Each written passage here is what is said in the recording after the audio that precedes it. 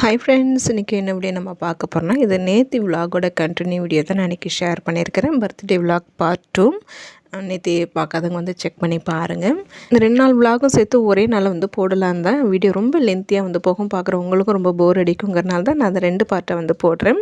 நேற்று என்னுடைய morning routine வரைக்கும் வந்து நான் ஷேர் பண்ணியிருப்பேன். பசங்களெல்லாம் ஸ்கூலில் விட்டுட்டு கடைக்கெலாம் போயிட்டு வந்ததுக்கப்புறமா நான் சாப்பிட்டுட்டு அடுத்த ஒரு 10 மணிக்கெலாம் வந்து பார்த்திங்கன்னா என்னுடைய திருப்பி அடுத்த வேலைகள் வந்து ஸ்டார்ட் பண்ணிட்டேன்.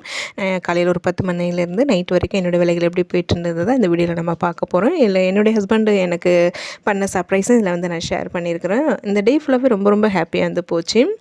அப்புறம் ஒரு சிஸ்டர் வந்து சிக்கன் குழம்பு ரெசிபி வந்து கேட்டிருந்தாங்க. அவங்களுக்காகவும் இதில் வந்து நான் ஷேர் பண்ணியிருக்கிறேன். ரொம்ப ரொம்ப சிம்பிளான ஒரு சிக்கன் கிரேவி தான். இப்போ நான் செய்கிற மெத்தடு எங்கள் அம்மா வீட்டு சைடில் வந்து பார்த்திங்கன்னா வறுவலாக வந்து செய்வாங்க. நான் இல்லை இன்றைக்கி வந்து தேங்காய் பால் வந்து சேர்த்துருக்குறேன். எங்கள் வீட்டில் வந்து தேங்காய் பால் சேர்க்காமல் அப்படியே வறுவலாக வந்து பண்ணுவாங்க. நான் அதுக்கு ஒரு 1/4 கிலோ கிட்ட சிக்கன் வந்து எடுத்துருக்கிறேன். இதில் வந்து தேவையான அளவுக்கு உப்பு, மெயினாக வந்து கடலைப்பருப்பு வந்து சேர்ப்போம். கடலைப்பருப்பு கொஞ்சம் கூட போட்டாலே வந்து ரொம்ப நல்லா தான் இருக்கும். கடலைப்பருப்பு, அதுக்கப்புறம் மஞ்சள் தூள், குழம்பு மிளகாய் தூள், மிளகுத்தூள், அதுக்கப்புறம் சிக்கன் மசாலா தூள், இஞ்சி பூண்டு பேஸ்ட்டு, அதுக்கப்புறம் எங்கள் வீட்டில் புதினா சேர்க்க மாட்டாங்க. ஆனால் எனக்கு அந்த புதினாவோட ஃப்ளேவர் பிடிக்குங்கிறனால நான் சேர்த்துருக்குறேன். புதினா சேர்த்து செஞ்சு பாருங்கள், ரொம்ப நல்லாயிருக்கும். சிக்கன் எவ்வளோ எடுக்கிறோமோ அதுக்கு தகுந்த மாதிரி நீங்கள் மசாலோட அளவு வந்து கூட குறைச்சி வந்து சேர்த்துக்கோங்க. இப்போ இது எல்லாமே வந்து சேர்த்துட்டு நல்லா வந்து பெசரி விட்டுக்கலாம். இது ஒரு 1/2 மணி நேரம் ஊறினா இன்னும் ரொம்ப நல்லாயிருக்கும். இதில் இன்னொரு டிப்பு வந்து என்னென்னு பார்த்தீங்கன்னா, நான் இன்றைக்கி வந்து இதில் தக்காளி வந்து சேர்க்குறேன். தக்காளிக்கு பதிலாக நீங்கள் இது கூடவே வந்து ஒரு 3 ஸ்பூன் தயிர் சேர்த்துட்டு வந்து பண்ணலாம். தயிர் சேர்க்கும் போது தக்காளி சேர்க்க தேவையில்லை. நான் இன்றைக்கி தக்காளி சேர்த்து தான் வந்து பண்ணுறேன். குழம்புக்கு வந்து அது மசாலாலாம் சேர்த்து பெசரி வச்சுட்டேன். மற்றபடி வந்து பிரியாணிக்கு, அதுக்கப்புறம் 65க்கு என்னென்னலாம் தேவைப்படுதோ இன்றைக்கி சமையலுக்கு எல்லாமே ரெடி பண்ணி வச்சுட்டு அதுக்கப்புறமா தான் சமையல் வேலையை வந்து ஸ்டார்ட் பண்ணினேன். இந்த புதினா, அதுக்கப்புறம் இஞ்சி பூண்டு பேஸ்ட்டெல்லாம் வந்து நான் முன்னாடியே வந்து ரெடி பண்ணி வச்சுருந்ததுனால எனக்கு அந்த வேலை கொஞ்சம் கம்மியாக இருந்தது. கிடைக்கிற ஃப்ரீ டைமில் வந்து சமையலுக்கு தேவையான ப்ரிப்ரேஷன் வேலைகளை நீங்கள் முதல்ல ரெடி பண்ணி வச்சிட்டிங்கன்னா உங்களுக்கு சமையல் வேலை ரொம்ப ஈஸி தாங்க. ஃபஸ்ட்டு பார்த்திங்கன்னா முட்டையை வந்து வேக வச்சுருந்தேன். சமையலுக்கு தேவையானது எல்லாமே வந்து ரெடியாக இருக்குது. கடகடன்னு சமையல் வேலையை ஸ்டார்ட் பண்ண வேண்டியதான். ஒரு 150 ரூபாய்க்கு தான் வந்து சிக்கன் வாங்கினேன். அதுவே 3 விதமாக வந்து நான் பிரித்து தான் இன்றைக்கி வந்து செய்கிறேன். இறால் வந்து பார்த்திங்கன்னா க்ளீன் பண்ணி மஞ்சள் தூள், இஞ்சி பூண்டு பேஸ்ட்டு, கொஞ்சமாக சால்ட் சேர்த்து பெசரி ஃப்ரிட்ஜில் வச்சுருக்கிறேன். இது நைட்டுக்கு தான் வந்து செய்யணும். நேற்று ஜோதி சிஸ்டர் கூட வந்து கேட்டிருந்தாங்க. இதுமாரி வந்து எடுத்து வச்சு செய்கிறது வந்து அந்த அளவுக்கு எனக்கு அது திருப்திப்படலை, நான் செய்ய மாட்டேன், அது தப்பாக ரைட்டானு வந்து கேட்டிருந்தாங்க. மேக்ஸிமம் இந்தமாரி நான்வெஜ் ஐட்டம்லாம் வாங்கிட்டு வந்து ஃப்ரெஷ்ஷாக செஞ்சு சாப்பிட்றது தான் சிஸ்டர் ரொம்ப நல்லாயிருக்கும். அதை எடுத்து வச்சு சாப்பிட்றதோட வேறு வழியில் எனக்கு செய்கிறதுக்கு டைமும் இல்லைங்கிறனால தான் நான் எடுத்து வைக்கிறேன். நானும் மேக்ஸிமம் எடுத்து வைக்க மாட்டேன். மீன் என்றைக்காவது நிறையா வாங்கிட்டு வந்துட்டேன்னா அது வறுவல் மட்டும் வந்து பெசரி மசாலா வந்து போட்டு ஃப்ரிட்ஜில் வைப்பேன். அதுவும் ரொம்ப ரேரு தான். நானும் மேக்ஸிமம் வாங்கிட்டு வந்தேன் அப்படியே ஃப்ரெஷ்ஷாக செஞ்சு சாப்பிட்டுப்பேன். மீன் குழம்பு செய்கிற அன்றைக்கி மட்டும் அந்த மீன் குழம்பு கொஞ்சமாக மீந்ததுன்னா அதை ஃப்ரிட்ஜில் வச்சு சாப்பிடுவேனே தவிர மற்றபடி வேறு இந்த மட்டன், சிக்கன் மற்ற எது வாங்கினாலுமே வந்து பார்த்திங்கன்னா மதியம் நைட்டுக்கு சேர்த்து சமையல் பண்ணி காலி பண்ணிவிடுவோம். இறால் நைட்டுக்கு செஞ்சுக்கலாம்னு சொல்லிட்டு எடுத்து ஃப்ரீசரில் வச்சுட்டு அதுக்கப்புறமா சமையல் வேலையை ஸ்டார்ட் பண்ணிவிட்டேன். இன்றைக்கி பிரியாணி, அதுக்கப்புறம் 65 பண்ணுறதுல எதை நான் வீடியோ எடுக்கலை. அதில் வந்து நிறைய தடவை ஷேர் பண்ணதுனால அதை நான் இன்றைக்கி ஷேர் பண்ணலை. ஒரு சைடு வந்து பிரியாணிக்கு ரெடி பண்ணிவிட்டு இன்னொரு சைடு வந்து சிக்கன் குழம்புக்கு வந்து பார்த்திங்கன்னா எண்ணெயில் அந்த மசாலா ஐட்டம்லாம் தாளிச்சிட்டு வெங்காயம் சேர்த்து நல்லா பொன்னிறமாக வந்து வதக்கணும். அந்த வெங்காயம் வதங்குற கேப்பில் வந்து தேங்காய் உடச்சி அதை நான் பேஸ்ட்டாக அரைச்சி பால் வடிகட்டி எடுத்துக்க போகிறேன்.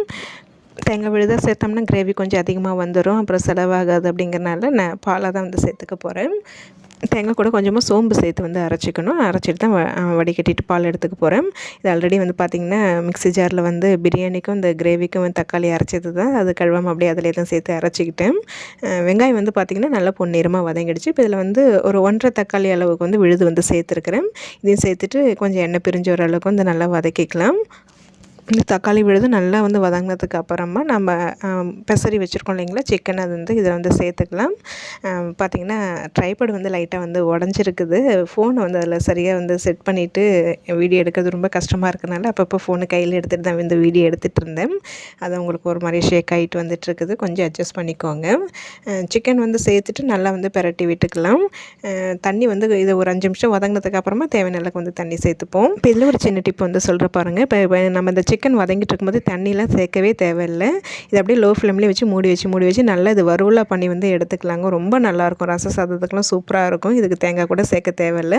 நம்ம இன்றைக்கி கிரேவியாக சேர்க்கறனால தான் வந்து தேங்காய் பால் வந்து சேர்க்குறேன். இப்போ சிக்கன் வந்து பார்த்திங்கன்னா ஒரு 5 நிமிஷம் நல்லா வதங்கினதுக்கு அப்புறமா நான் கொஞ்சமாக தான் வந்து தண்ணி சேர்த்துக்கிறேன். ஏன்னா ஒரு 2 வேளைக்கு வர மாரி தான், இப்போ மதியத்துக்கு நைட்டுக்கு வர மாரி தான். மீந்து போச்சுன்னா சிக்கன் அடுத்த நாள் வச்சு சாப்பிட மாட்டோம். சாப்பிடவும் கூடாதுன்னு சொல்லுவாங்க.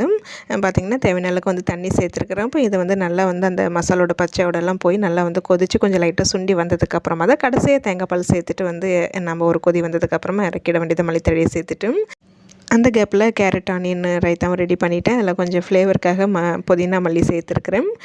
பார்த்திங்கன்னா சிக்கன் கிரேவி ஆல்மோஸ்ட் ரெடி ஆகிடுச்சு. கடைசியாக தேங்காய் பால் வந்து சேர்த்துட்டு இது நல்லா கலந்து விட்டுட்டு ஒரு கொதி வந்ததுக்கப்புறமா நம்ம இறக்கிட்டோம்னா ரொம்ப ரொம்ப சூப்பராக இருக்கும். சப்பாத்தி, இட்லி, தோசை, பரோட்டா, நான் எல்லாத்துக்குமே இது ரொம்ப நல்லாயிருக்கும். ட்ரை பண்ணி பாருங்கள். ரொம்ப ரொம்ப ஒரு சிம்பிளான சிக்கன் கிரேவி தான். நீங்கள் இதில் தேங்காய் பால் சேர்த்தாலும் நீங்கள் சேர்க்கலாம், வேண்டானாலும் ஸ்கிப் பண்ணிக்கலாம். பார்த்திங்கன்னா தேங்காய் பால் சேர்த்துட்டு அதுக்கப்புறமா அந்த கேப்பில் கிச்சனை தான் வந்து கொஞ்சம் லைட்டாக வந்து தொடச்சி விட்டுட்டு இருந்தேன். கவுண்டர் டாப், கேஸ் ஸ்டவ் எல்லாமே எனக்கு சமைக்கும் போது ரெகுலராக சொல்கிற அதே டைலாக் தாங்க.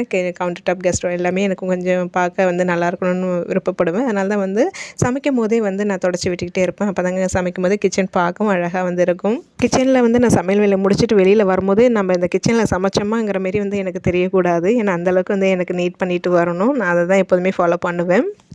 பாத்திரம் சேர இன்றைக்கி விளக்கிட்டே தான் இருந்தேன். காலையில் வந்து 10 மணிக்கு வேலை ஸ்டார்ட் ஆச்சு. அந்த ஒரு 2 மணி நேரம் வந்து பார்த்திங்கன்னா ரொம்ப பரபரப்பாக தான், கொஞ்சம் சுறுசுறுப்பாக தான் வேலை போயிட்டே இருந்தது. கிச்சனில் சமைக்கும் போது இந்த சின்ன சின்ன டிப்பு நீங்கள் ஃபாலோ பண்ணி பாருங்கள். நீங்கள் உங்களுக்கு கிச்சன் வேலை சீக்கிரம் முடிகிறது மட்டும் இல்லாமல் உங்களுக்கு கிச்சன் பார்க்குறதுக்கே அவ்வளோ அழகாக இருக்கும். இந்த டிப்பெலாம் நீங்கள் ஃபாலோ பண்ணி பார்த்தாலே உங்களுக்கே வந்து தெரியும். உங்களுக்கும் கண்டிப்பாக அது வந்து பிடிக்கும். நீங்கள் ரெகுலராக அதே வந்து ஃபாலோ பண்ண ஆரம்பிச்சிருவீங்க. பிரியாணி வந்து பார்த்திங்கன்னா அதை தம்மில் வச்சுட்டு ஒரு பக்கம் சிக்கன் கிரேவி வந்து முடிய போது இந்த 65 வந்து பொரிக்கணும். அதுக்கப்புறம் முட்டை வறுவல் வந்து பண்ணணும். டைம் வந்து ஆகிடுச்சி. இனிமேல் கடகடன்னு அந்த வேலையை முடிச்சுட்டு அதுக்கப்புறமா அது லஞ்சு கொண்டு போய் கொடுத்துட்டு வரணும். எனக்கு இன்றைக்கி லஞ்சு முடிச்சுட்டு சாப்பிட்டுட்டு கொண்டு போய் கொடுக்கறதுக்கெலாம் டைம் இல்லை. பசங்களுக்கெல்லாம் கொடுத்துட்டு அதுக்கப்புறமா தான் வந்து நான் சாப்பிட்ணும். மேக்ஸிமம் வந்து பர்த்டேக்கு வந்து சாதனாப்பா வந்து எங்கேயாவது வெளியில் ஹோட்டல் கூட்டிகிட்டு போவாங்க. இன்றைக்கி அவங்களுக்கு ஆஃபீஸில் வேலை அதிகமாக இருக்குது, ஈவினிங் வரத்துக்கு லேட்டாக ஆகும்ன்ட்டு காலையிலே போகும்போதே சொல்லிட்டு போயிட்டாங்க. இன்றைக்கி லீவு கூட வந்து அவங்களால போடுறதுக்கு முடியல. அதுவே எனக்கு கொஞ்சம் வந்து ஒரு மாதிரியே டென்ஷனாக தான் இருந்தது. இருந்தாலும் அன்றைக்கி டே ஃபுல்லாகவே ரொம்ப சந்தோஷமாக தான் இருந்தது. ஏன்னா எனக்கு மதியம் பிடிச்ச மாதிரி எனக்கு பிடிச்ச சமையல் நான் வந்து விருப்பப்படி எனக்கு பிடிச்ச மாதிரியே செஞ்சு சாப்பிட்டேன். என்னோடய ஹஸ்பண்ட் எனக்கு வந்து சாரி வாங்கி கொடுத்தது, என் செல்லக்குட்டி வந்து பார்த்திங்கன்னா எனக்கு அந்த கார்டு பண்ணி கொடுத்தது எல்லாமே எனக்கு ரொம்ப ஹாப்பியாக இருந்தது. அப்புறம் முட்டை வறுவல் ஒரு சிஸ்டர் வந்து கேட்டிருந்தாங்க. எனக்கு கொஞ்சம் எண்ணெய் ஜாஸ்தியாக விட்டுட்டேன். வானலில் கொஞ்சம் எண்ணெய் சேர்த்து அதில் வந்து பார்த்திங்கன்னா கொஞ்சமாக மஞ்சள் தூள், மிளகுத்தூள், மிளகாய் தூள், தனி மிளகாய் தூள் இதெல்லாமே வந்து சேர்த்துருக்குறேன். தேவையான அளவுக்கு உப்பு சேர்த்து அதை நல்லா மிக்ஸ் பண்ணி விட்டுட்டு நம்ம வேக வச்சுருக்கிற முட்டையை கட் பண்ணி சேர்த்துட்டு நம்ம வறுவல் பண்ணி எடுத்துக்க வேண்டியதாங்க. சாதனாப்பாக்கு வந்து ரொம்ப சிம்பிளான ஒரு வறுவல் தான். ஆனால் இது ரொம்ப ரொம்ப பிடிக்கும். ஒரு சிஸ்டர் கேட்டிருந்தாங்க, ஏன் அவங்க நான்வெஜ்ஜு சாப்பிட்றதில்லன்னு சொல்லிவிட்டு. அவங்களுக்கு பிடிக்கல, அதனால் அவங்க வந்து சாப்பிட்றதில்ல. பார்த்திங்கன்னா அவங்க முட்டை மட்டும் தான் வந்து எடுத்துக்கிறாங்க. மற்றபடி வந்து எனக்காவது இதுமாரி கொஞ்சம் அட்ஜஸ்ட் பண்ணிப்பாங்க. இப்போ தான் வந்து ரீசெண்டாக வீட்டில் செய்கிற பிரியாணியில் அந்த பீஸ்லாம் எடுத்துக்காமல் மட்டும் அந்த குஸ்கா மட்டும் எடுத்துக்கிறாங்க. வெளியில் எங்கேயாவது வந்து நம்ம எனக்கே ஒரு நாள் வந்து போனோம் சாப்பிட்ற மாரி இருந்தோம்னா, பிரியாணி வாங்குற மாரி இருந்தோம்னா குஸ்கா மட்டும் அவங்களுக்கு தனியாக வாங்கிப்பாங்க. அது மட்டும் தான் வந்து சாப்பிட்றாங்க. ஆல்மோஸ்ட் வந்து பார்த்திங்கன்னா சமையல் வேலையை வந்து கம்ப்ளீட்டாக எல்லாமே வந்து முடிச்சுட்டேன். கிச்சன் வேலையை வந்து முடிஞ்சிருச்சு. இப்போ வந்து பார்த்திங்கன்னா லஞ்சு பேக் பண்ணிவிட்டு அதுக்கப்புறமா அவங்களுக்கு கொண்டு போய் கொடுத்துட்டு வந்து தான் நான் வந்து சாப்பிட்ணும். 65 வந்து கம்மியாக தான் வந்து பொரிச்சிருக்கிறேன், எனக்கும் சாதனாக்கு மட்டும். வெற்றிக்குட்டி வந்து ஈவினிங் வந்து அவன் சாப்பிட்டுக்கிறேன்னு சொல்லிவிட்டு அவன் வந்ததுக்கப்புறம் சூடாக பொரிச்சு கொடுத்துக்கலான்ட்டு இருக்கிறேன். அப்புறம் சமைக்கும் போதே வந்து பார்த்திங்கன்னா இட்லி மாவுலாம் சுற்றுற காலி ஆகிடுச்சு. கம்பு தோசைக்கு தான் வந்து ஊற வச்சுருக்கிறேன். ஆல்ரெடி நம்ம சேனலில் கம்பு தோசை ரெசிபி வந்து நான் ஷேர் பண்ணியிருக்கிறேன். செக் பண்ணி பாருங்கள். கண்டிப்பாக கேட்பீங்க. செக் பண்ணி பாருங்கள். நான் ஷேர் பண்ணியிருக்கிறேன். வாரத்தில் ஒரு நாள் தாங்க வந்து இட்லிக்கு மாவு அரைக்கிறது. மற்றபடி இட்லி மாவு காலி ஆகிடுச்சு. இந்தமாரி கம்பு தோசை, ராகி தோசை, அப்புறம் வந்து அடை இதுமாரிலாம் வந்து மாற்றி மாற்றி பண்ணிக்கிறது. 65 போட்ட எண்ணெய் வந்து நான் அப்படியே தான் வச்சுருக்கேன் வானலில். ஈவினிங் பொரிச்சிக்கலான்னு சொல்லிவிட்டு அந்த முட்டை வறுவலுக்கு தான் எண்ணெய் அதிகமாகிடுச்சு. அதேமாதிரி வாஷ் பண்ண போடணும். சாதனாக்கு லஞ்ச் கொஞ்சம் அதிகமாக தான் வந்து நான் பேக் பண்ணியிருக்கேன். அவளோட ஃப்ரெண்டுக்கும் ஷேர் பண்ணி சாப்பிடுவான்னு சொல்லிவிட்டு சாதனாப்பாக்கு வந்து அந்த முட்டை வறுவலும் வெறும் அந்த பிரியாணி மட்டும் எடுத்து பேக் பண்ணி வச்சுருக்கிறேன். சாதனாக்கு ஃபஸ்ட்டு கொடுத்துட்டு அதுக்கப்புறமா அவங்களுக்கு போய் லஞ்சு கொடுத்துட்டு நான் வீட்டுக்கு வரத்துக்கு ஒரு 12:30 கிட்ட வந்து ஆயிடுச்சு. கீழ் வீட்டில் வந்து பார்த்திங்கன்னா இந்த கல்யாணத்துக்கு அந்த தேங்காய் பை போட்டாங்க இல்லைங்களா, அது மீந்ததெல்லாம் வந்து தேங்காய் எண்ணெய் ஆடுறதுக்காக உடச்சி காய வச்சுருந்தாங்க. மற்றபடி இந்த குளிக்கிறதுக்கு அந்த குளியல் பொடி, ஷேக்காய் பொடியெல்லாம் அவங்க வீட்லேயே வந்து ப்ரிப்பேர் பண்ணி தான் வந்து யூஸ் பண்ணுவாங்க. அதெல்லாம் காய வச்சுருந்தாங்க. சும்மா லைட்டாக அது வீடியோ எடுத்துகிட்டு இருந்தேன். வீட்டுக்கு வந்ததும் எனக்கு செம பசி வருங்க. அதுவும் இல்லாமல் நமக்கு பிடிச்ச ஐட்டம் இல்லைங்களா, எனக்கு அதெல்லாம் வந்து செஞ்ச உடனே வந்து சுட சுட சாப்பிடணுன்னு விரும்புவேன். இன்றைக்கி கொஞ்சம் லேட் ஆகிடுச்சு. கொடுத்துட்டு பசங்களுக்கு அவங்களுக்குலாம் கொடுத்துட்டு வந்து தான் வந்து நான் சாப்பிட்டுட்டு இருந்தேன். ஆல்ரெடி இந்த அன்றைக்கி செஞ்ச இந்த நான்வெஜ் ரெசிபி எல்லாமே நான் வந்து ஷார்ட்ஸ் வீடியோவை அப்படியே லைட்டாக ஷேர் பண்ணியிருந்தேன். சாப்பிட்டுட்டு கொஞ்சம் ஒரு 3 மணி வரைக்கும் தாங்க ரெஸ்ட் எடுக்க முடிஞ்சது. அதுக்கப்புறம் வழக்கம் போல் பசங்களை பிக்கப் பண்ணிவிட்டு டியூஷனில் கொண்டு போய் விட்டுட்டு அதுக்கப்புறமா வீட்டுக்கு வந்துட்டேன். கொஞ்சம் வேலைகள் இருக்குதுன்னு சொல்லிவிட்டு சாதனா அப்போ திடீர்னு ஃபோன் பண்ணி நான் வந்துட்டுருக்கிறேன், கிளம்பிரு வெளியில் போகலான்னு வந்து சொன்னதுமே எனக்கு கொஞ்சம் ஷாக் ஆகிடுச்சு. ஏன்னா காலையில் போகும்போதே வந்து பார்த்திங்கன்னா லீவு கிடையாது, இன்றைக்கி லீவும் போட முடியாது, வேலை ரொம்ப அதிகமாக இருக்குது, ஈவினிங் லேட்டாக தான் வருவேன்னு சொல்லிட்டு போனாங்க. சீக்கிரம் வரும்னு சொன்னதுமே எனக்கே ரொம்ப ஹாப்பி ஆகிடுச்சு. ஏன்னா பிறந்த நாள் அதுமா வந்து மேக்ஸிமம் எங்கேயாவது வெளியில் போகும், அவங்கள லீவ் போட சொல்லிவிட்டு ஹோட்டலுக்கெல்லாம் போய் சாப்பிடுவோம். அது போக முடியலங்கிற ஒரு வருத்தம். அதோட பெரிய வருத்தம் என்னென்னு பார்த்தீங்கன்னா, கோயிலுக்கும் வந்து போக முடியல இன்றைக்கி, என்னால் போக முடியாத சூழ்நிலைங்கனால போகலை. அதுவே எனக்கு மனசு கஷ்டமாக இருந்தது. என்னடா இந்த பிறந்த நாள் இப்படி போகுதுன்னு நினச்சிட்டே இருந்தேன். அப்புறம் அவங்க சீக்கிரம் வரேன்னு சொன்னதுமே எனக்கு அவ்வளோ ஹாப்பி ஆகிடுச்சு. வரும்போதே அவங்க பசங்களும் கூட்டிகிட்டு வந்துட்டாங்க. பசங்க வரும்போதே அவங்கள்ட்ட சொல்லியிருப்பாங்களாட்டுக்கு தேட்டருக்கு போகலான்னு சொல்லிட்டு, பசங்க வந்ததுமே வந்து சொல்லிட்டாங்க, அம்மா நம்ம படம் பார்க்க போகிறோம் அப்படின்னு சொல்லிட்டு. அதுங்களும் நல்லா ஜாலியாக இருந்தாங்க. அப்புறம் வந்து கிளம்பிட்டு படத்துக்கு தான் வந்து போனோம்.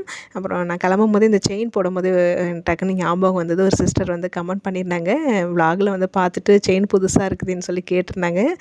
புது செயின் கிடையாது, பழைய செயின் தான். இது கோல்டு தான்.